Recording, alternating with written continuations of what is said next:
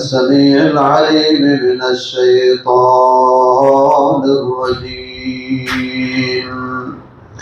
कुंतुम Khaira उम्मतिन उखरिजत लिन्नासि तअमुरूना bill मअरूफ व तनहौना अनिल मुनकरि व तु'मिनूना बिल्लाह वलौ आमन अहलुल किताबि Lacan खैरन लहुम मिनहुमुल मुमिनून व अक्सरुहुमुल फासिकून। तुम सब उम्मतों से अच्छे लोग हो जो निकाले गए हो लोगों की खातिर। हुक्म देते हो तुम भलाई का और रोकते हो तुम बुराई से, और ईमान रखते हो तुम अल्लाह पर। और अगर अहले किताब भी ईमान ले आते तो उनके लिए अच्छा होता। उनमें से कुछ ईमान लाने वाले भी हैं लेकिन अक्सर उनमें से नाफरमान हैं। दीन इस्लाम की अक्सर तालीमात को देखा जाए तो उनका ताल्लुक ज़ाती मफाद के बजाय कौमी, मुल्की और इज्तिमाई मफाद से ज़्यादा है। एक ये है कि आदमी अपना ही फ़ायदा सोचे, खा किसी का नुकसान हो ना हो। और दूसरा ये है कि आदमी अपने फ़ायदे के साथ साथ दूसरों का फ़ायदा भी सोचे, बल्कि किसी वक्त तसादुम हो जाए, टकराव हो जाए अपने ज़ाती मफाद का और अपने कौमी मफाद का, तो अपनी ज़ात के मफाद को छोड़ दे, अपनी कौम के मफाद को तरजीह दे। ये इस्लाम की बुनियादी तालीम है।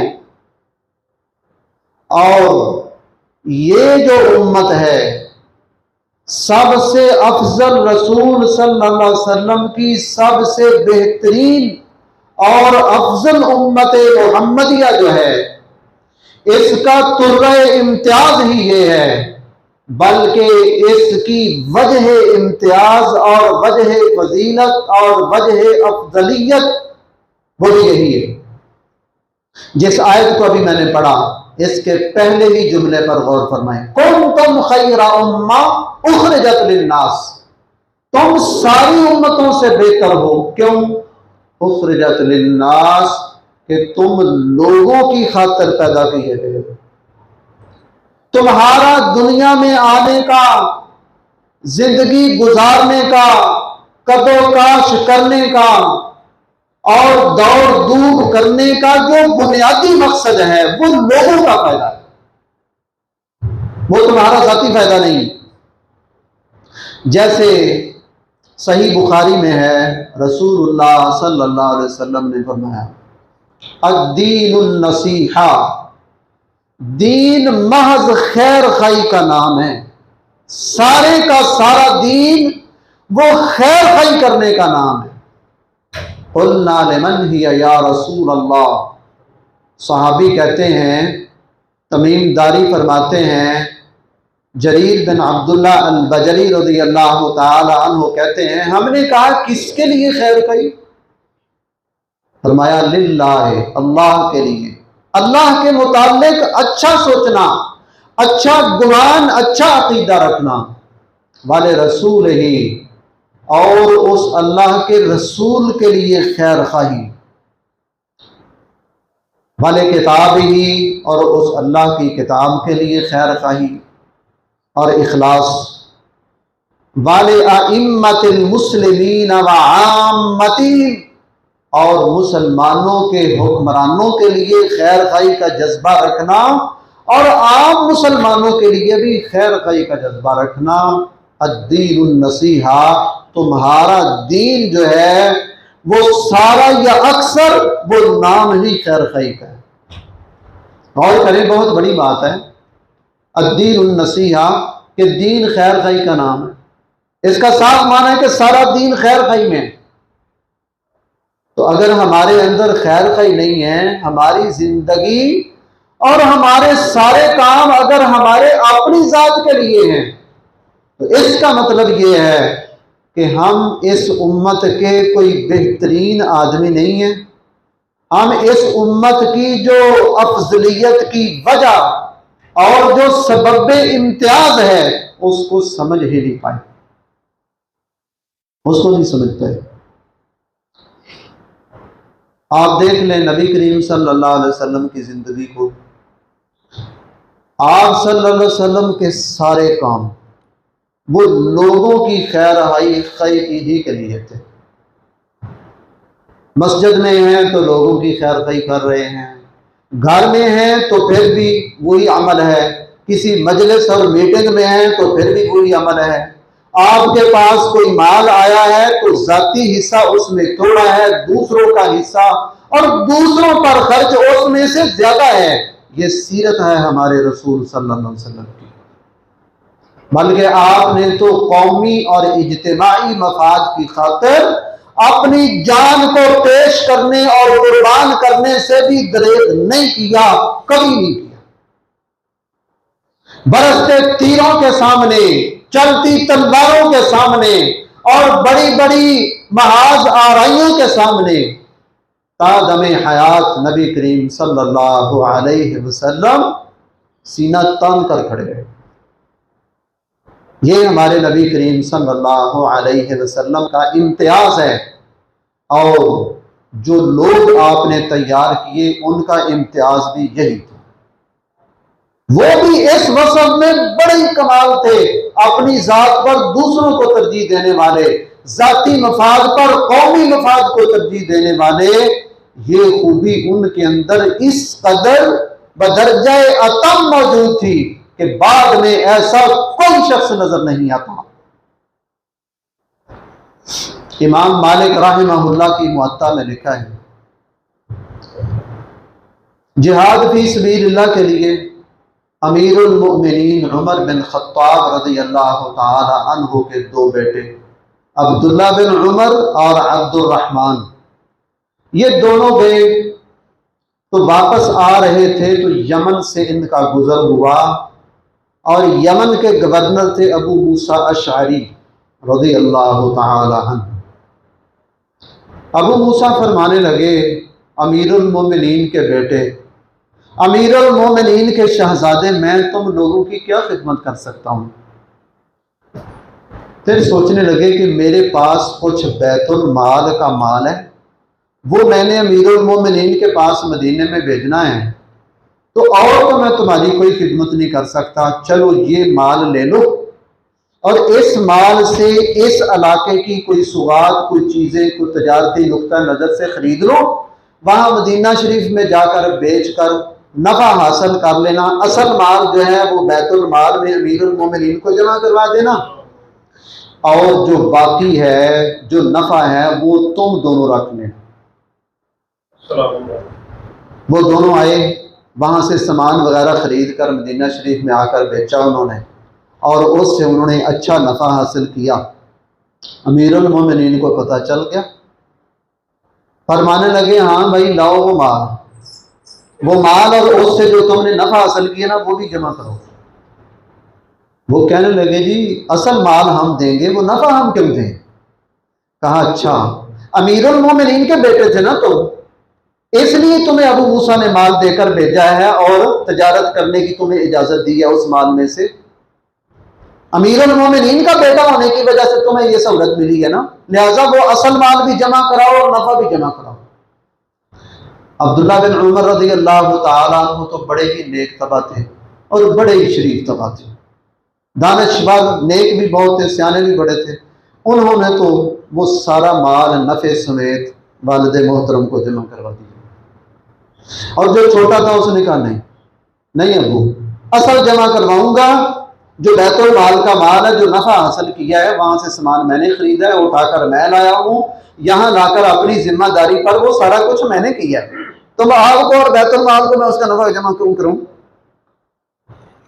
फिर कोई और आदमी दरम्यान में पड़ गया, उसने कहा अमीरुल मोमिनीन आप ऐसे कर लें, इसको मुजारबत और तिजारत के उसूल के मुताबिक रख लें और उसके मुताबिक फैसला कर लें।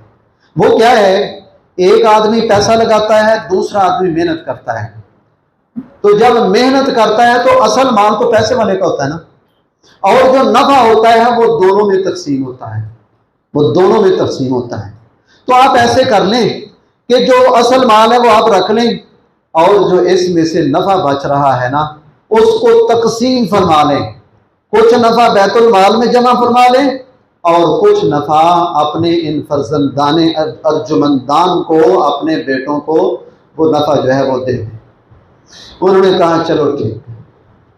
तो आप गौर करें जरा, ये है अपने जाती मफाद पर, अपने जाती नफे पर, अपने जाती फायदे पर कौम के फायदे को तरजीह देना। तो उन्होंने ये नहीं देखा कि मेरे बेटे हैं ना, मेरे घर में माल आ रहा है ना, मेरे घर जैसे हमारे यहाँ होता है, जैसे हमारी हुकूमतों में अक़रबा परवरी का सिलसिला चलता है, अपने जो घर के हैं वो नाअहल हों, वो नालायक हों, और वो जैसे भी हों उनको नवाजने की कोशिश की जाती है, उनको ओहदे दिए जाते हैं, और फिर इस जाती मफाद की खातिर नाअहलों को जब ओहदे दिए जाते हैं तो मुल्क और कौम और इदारे तबाह होते हैं, बर्बाद होते हैं। रिश्वत चलती है, सूद चलता है, सिफारिशें चलती हैं, नाअहल आते हैं, आहल लोगों को जलील किया जाता है, दूर किया जाता है, दूर फेंका जाता है, और नाअहलों की हुकूमत जो हो जाती है फिर वो खुद कर खेलती। लेकिन हमारे वो बड़े जो हैं उन्होंने ऐसा नहीं चलने दिया। उलाए का आबाई, बेसाख्ता फिर यहाँ कहना पड़ता है उलाए का आबाई फजेनी बिनसरे, ये हैं हमारे आबाओ अजदाद, किसी के ऐसे हों तो लाए सामने। और एक वो भी है, रसूलुल्लाह सल्लल्लाहु अलैहि वसल्लम के घर मेहमान आए, घर वालों से पूछा भी कोई खाने को है, कहा जी नहीं, पीने का पानी मौजूद है और कुछ नहीं। तो नबी करीम सल्लल्लाहु अलैहि वसल्लम ने कहा हाँ भाई कोई है जो अल्लाह के रसूल के मेहमानों को अपने घर ले जाए और उनकी मेहमान नवाजी करे। एक सहाबी ने दिल बड़ा किया, वो ले गया, घर जाकर घर वाली को कहने लगा अरे अल्लाह वाली, अल्लाह के रसूल के मेहमान हैं, इनसे कोई चीज़ तूने छुपा के नहीं रखनी, इनकी खिदमत करनी। वो कहने लगी खिदमत क्या करें, बच्चों के खाने के सिवा तो और कोई चीज़ ही नहीं है, तो अब हम क्या करें। उन्होंने कहा चलो बच्चों को आज खाना ऊपर रखो तो बच्चों को भूखा ही सुला दो, बच्चों को भूखा सुला दो, और जब मेहमान खाना खाने लगे तो चिराग को, दिए को सही करने के बहाने उसको बुझा देना, ताकि मेहमान पेट भरकर खाना खा ले। एक बंदे का खाना है, हम भी साथ उसके खाने लगे तो फिर मेहमान को क्या मिलेगा, और अगर हम ना खाएंगे तो मेहमान अकेला खाना खाता शर्म महसूस करेगा। तो उस अल्लाह वाली ने ऐसे ही किया, बच्चों को ऐसे ही सुला दिया भूखा ही, और खुद किसी बहाने से चिराग बुझा दिया, और मियाँ बीवी पास अंधेरे में बैठे हैं, मेहमान खाना खा रहा है, वो समझ रहा है कि ये भी खा रहे हैं। तो बच्चों ने भी, माँ बाप ने भी रात भूखे गुजार दी। सुबह जब ये लोग रसूलुल्लाह सल्लल्लाहु अलैहि वसल्लम के पास पहुंचे तो आसमान की वही इनकी शानो अजमत में पहले पहुंच गए। वयुसिरूना अला अनफुसिहिम वलौ काना बिहिम खसासा, पैगंबर के साथी तो ऐसे अजीम शान है उनमें से कई जो अपनी जान पर दूसरों को तरजीह देते हैं। वलौ काना बिहिम खसासा, अगरचे खुद को शदीद भूख और शदीद हाजत, सख्त जरूरत के बावजूद दूसरों को तरजीह देते। तो ये है शान, ये है तालीम मोहम्मदुर रसूलुल्लाह सल्लल्लाहु अलैहि वसल्लम की, जो आपने अपने साथियों को दी कि अपने जाती मफाद पर दूसरों को तरजीह दी जाए। और यहीं पर बस नहीं, यहीं पर बस नहीं, अमीरुल मोमिनीन उमर बिन खत्ताब रज़ी अल्लाह ताला अन्हु जब जख्मी हो गए, एक ईरानी जालिम ने छुपकर उन पर वार किया और फिर खुदकुशी कर गया। वो जख्मी हो गए तो मौत व हयात की कश्मकश में थे। किसी ने कहा जी अपने बाद किसी को जानशीन मुकर्रर कर दे, तो कहने लगे अगर कर दूं तो इसका नमूना भी मेरे पास मौजूद है कि अबू बकर सिद्दीक रज़ी अल्लाह अन्हु ने मुझे मुकर्रर किया था, और अगर ना करूं तो इसका भी मेरे पास उसवा हसना मौजूद है कि रसूलुल्लाह सल्लल्लाहु अलैहि वसल्लम ने अगरचे इशारों के नायों में तरजीहन कोई बात कह दी थी, लेकिन सराहतन आपने बाज़ाब्ता तौर पर नामजद करके किसी को कुर्सी अपनी पर बिठाया हो तो आपने ऐसे नहीं किया। तो ये मिसाल भी मेरे पास मौजूद है। फिर उन्होंने एक दरमियानी राह निकाली। उन्होंने कहा ठीक है, मैं 6 आदमियों को मुकर्रर करता हूँ। तो वफ़िया रसूलुल्लाह सल्लल्लाहु अलैहि वसल्लम व हुवा अन्हुम राज़िन, जब रसूलुल्लाह सल्लल्लाहु अलैहि वसल्लम फौत हुए तो आप इन 6 आदमियों से बहुत खुश थे। यानी अशरा मुबशरा में से जो 6 बाकी बच गए थे, एक तो वो खुद थे ना, अबू बकर सिद्दीक जो थे वो फौत हो चुके थे, और उनके अलावा जो थे रसूलुल्लाह सल्लल्लाहु अलैहि वसल्लम के एक साथी जो थे वो ताउने अमवास में, गालिबन अबू उबैदा बिन जर्राह जो थे वो ताउने अमवास में फौत हो चुके थे। 2 ये हो गए, तीसरे वो खुद जख्मी पड़े थे, और पीछे अशरा मुबशरा में से रह गए 7। उन 7 में से एक उनका बहनोई था सईद बिन ज़ैद, उसको छोड़ दिया, और जो बाकी 6 थे ना, बाकी 6 तलहा और ज़ुबैर, साद बिन अबी वक़ास, अब्दुर्रहमान बिन औफ, हज़रत उस्मान और हज़रत अली, इन 6 बंदों को नामजद कर दिया कि इन 6 में से मशवरे के साथ एक को मुकर्रर कर लो, मशवरे के साथ एक को मुकर्रर कर लो। अच्छा, फिर इनमें से जो 4 थे ना, उन्होंने तो हज़रत उस्मान और हज़रत अली रज़ी अल्लाह ताला अन्हु के हक़ में दस्तबरदारी का ऐलान कर दिया, तलहा और ज़ुबैर ने, और इसी तरह से साद बिन अबी वक़ास ने और अब्दुर्रहमान बिन औफ ने। इन 4 ने दस्तबरदारी का ऐलान कर दिया। वो पीछे रह गए 2, हज़रत उस्मान और हज़रत अली। तो अब्दुर्रहमान बिन औफ रज़ी अल्लाह ने कहा अगर तुम मुझे इजाज़त दो तो मैं मुसलमानों में से जो बड़े बड़े हैं, जिम्मेदार हैं, दरीना साथी हैं रसूलुल्लाह सल्लल्लाहु अलैहि वसल्लम के, पुराने सहाबी हैं, मुहाजिरीनों अंसार में से हैं, कुरैश और बनु हाशिम में से हैं, ऐसे लोगों से मुशावरत करने के बाद इन 2 में से उम्मत के नज़दीक जो ज़्यादा बेहतर है उसको नामजद कर देता हूँ। तो फिर उन्होंने मुशावरत के साथ नामजद कर दिया हज़रत उस्मान रज़ी अल्लाह ताला अन्हु को, और सबसे पहले अली रज़ी अल्लाह ताला अन्हु ने उनकी बैत की, और तादमे शहादत उनके दस्तो बाजू बनकर उनके मुमिद्दो मुआमिल रहे, और निज़ाम हुकूमत को उनके साथ मिलकर उनकी इताअत में चलाते रहे। गौर फरमाएं, अपने ज़ाती मफाद पर तरजीह दिया कि नहीं? इब्न उमर रज़ी अल्लाह ताला अन्हु को कहने वालों ने कहा कि अपने बेटे अब्दुल्ला को बना दो। उन्होंने कहा नहीं, उसको नहीं बनाऊंगा, अपने बेटे को नहीं बनाना। फिर बहाना क्या किया? उनसे तलाक के मसले में थोड़ी सी गलती हो गई थी, जिसकी इस्लाह खुद रसूलुल्लाह सल्लल्लाहु अलैहि वसल्लम ने कर दी। तो फरमाने लगे उसको तो तलाक सही देना नहीं आती, उसको क्यों बनाऊं? उसको पीछे हटा दिया। सईद बिन ज़ैद जो बहनोई थे और अशरा मुबशरा में से थे, उनको भी निकाल दिया। क्यों? वो मेरा रिश्तेदार है। अगर ये खिलाफत और हुकूमत कोई अजमत है, कोई अजमत की बात है, तो वो अपने खानदान में से मैंने ले ली है ना।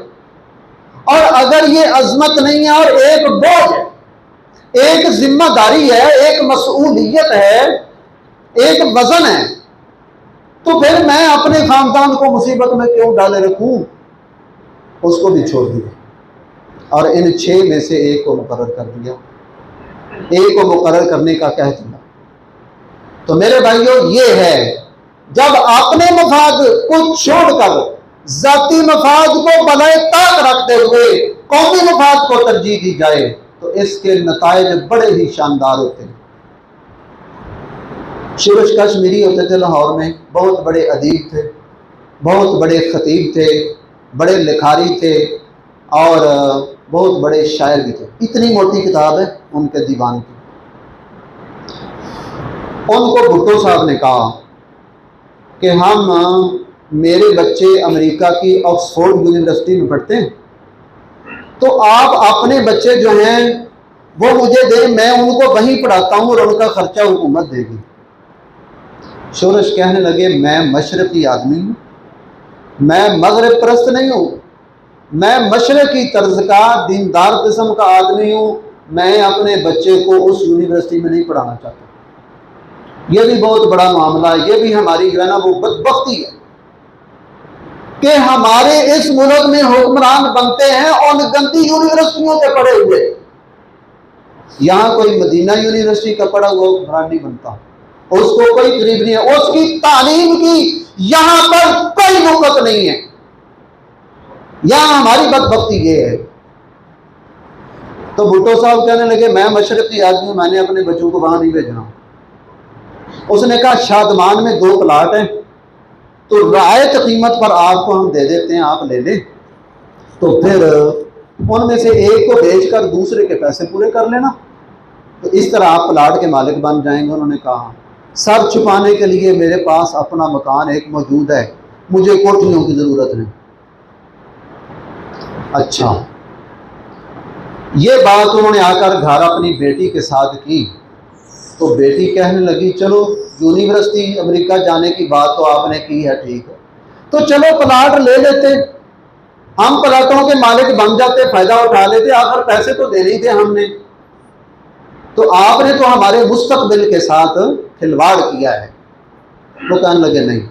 कुछ देर के बाद शुरुश कश्मीरी फौत हो गया, तो उसकी ताज़ियत के लिए भुट्टो आया, तो वहां पर उसने बताया कि मैंने इस आदमी को 2 पेशकशें की हैं, इसने एक भी कबूल ना की, बल्कि इसने मुझे साथ ये कह दिया कि तुम्हारे आर्मी के बड़े ऑफिसरों में से 2 आदमी फलाने और फलाने कादियानी हैं, वो मोहम्मदुर रसूलुल्लाह सल्लल्लाहु अलैहि वसल्लम की नबुव्वत की बजाय मलऊन कादियानी जो था नबुव्वत का झूठा दावेदार, वो उसकी नबुव्वत पर ईमान रखते हैं और उसको अपना रसूल समझते हैं, उनको फौज के इन ओहदों से फारिग कर दो, तो मुझे ये काफी है। ये बात उसने घर वालों को आकर बताई और साथ ये भी बताया कि मैंने उन जनरलों को फारिग कर दिया। तो अब मुझे बताओ, उसने जाती मफाद पर कौमी मफाद को तरजीह दी। वो लोग अगर इससे मजीद तरक्की करते या बड़ी कुर्सी पर आ जाते तो कौम का क्या हाल करते। अब ये जो दूसरे मुल्कों में जजीरे खरीदे बैठा है, ये भी तो उसी पार्टी का था, हमारी शरीयत तो यही है। बहरहाल उस पार्टी का नाम भी हो, जो सलूक उसने मुल्क के साथ किया है, अल्लाह करे तो दुश्मन भी मुल्क के साथ वो सलूक ना करे। जाती मफादात को तरजीह देना कौमी मफादात पर, इसका नतीजा फिर क्या होता है? इसका नतीजा कौमों को भुगतना पड़ता है, और ये एक नतीजा हमने इससे पहले भुगता है। कई सियासी और कई गैर सियासी वो मिल गए और मिलकर उन्होंने मुल्क के अंदर एक खेल खेला। उन्होंने अपने इक़्तिदार को तोड़ देने के लिए और कुर्सी के साथ चिमटे रहने के लिए उन्होंने मुल्क के अंदर इंतशार शुरू किया और एक मजबूत पार्टी जो इलेक्शन जीत चुकी थी उसके खिलाफ उन्होंने क्रैकडाउन शुरू किया, मार कटाई शुरू की, जलाओ घेराव शुरू किया, कत्लो गारत शुरू की, सर्च लाइट ऑपरेशन शुरू किया। नतीजा क्या निकला? मुल्क टूट गया। इक़्तिदार की कुर्सी के साथ चिमटे रहने के लिए अपने जाती मफाद के लिए मुल्क तोड़ के रख दिया। जाती मफाद को तरजीह देने से यह नतीजा निकलता है। इसलिए किसी कहने वाले ने कहा है, फिर एक हादसा हुआ, फिर एक कारवां लुटा, बदस्ते दुश्मना नहीं बदस्ते दोस्तां लुटा। हर एक सदी के दश्त में हमेशा कारवां लुटा, हमारे अपने राहजन, हमारे अपने रहनुमा, हमारे प्यारे भेड़िए, हमारे प्यारे अज़दा। ये हमारे प्यारे भेड़ियों और अज़दाओं ने अपने जाती मफाद की खातिर मुल्क उजाड़ के रख दिया। और मुझे हैरत होती है, एक औरत ने, हालांकि औरत की अकल वो मर्दों से कम होती है, ये बात तयशुदा है, ये हदीस कुरान का मसला है। कुरान मजीद ने कहा है फ़इल्लम यकूना रजुलैन फ़रजुलुन व इम्रअतान, अगर गवाही के लिए दो मर्द ना मिले तो एक मर्द और दो औरतें हो जाएं तो गवाही का निसाब पूरा हो जाएगा। तो एक मर्द की जगह दो औरतों की गवाही जो है वो चलती है। तो औरतों की फहम और दानिश और अकल जो है मर्दों से थोड़ी होती है, लेकिन उस वक़्त की हमसाया मुल्क की औरत हुक्मरान ने हमारे इन जालिमों और जाती मफादात के परस्तारों को नाकों तले चबा के रख दिया और औरत ने होकर मर्दों के नाक रगड़ दिए। वजह क्या है? वजह जाती मफाद है। जाती मफाद की खतर ऐसे हुआ है। और हमारी कम नसीबी यह है कि आज तक जहां जाती मफाद को तरजीह ज्यादा दी जाती है, कौमी मफाद को तरजीह दी ही नहीं जाती। अब मुझे बताओ, जो दूध में पानी डालता है वो किसके मफाद को तरजीह दे रहा है? वो दूसरों को नुकसान पहुंचा रहा है और अपना मुफायदा कर रहा है। इसी तरह जो रिश्वत लेकर इम्तिहान में नकल मरवाता है वो अपने जाती मफाद को तरजीह दे रहा है और कौम के तालिब इल्म और कौम के सरमाए की तबाही कर रहा है। जो रिश्वत लेकर किसी नाअहल आदमी को ओहदे पर ले आता है, किसी नालायक आदमी को स्कूल का टीचर लगवा देता है, तो जिसको पढ़ाना नहीं आता वो क्या करेगा?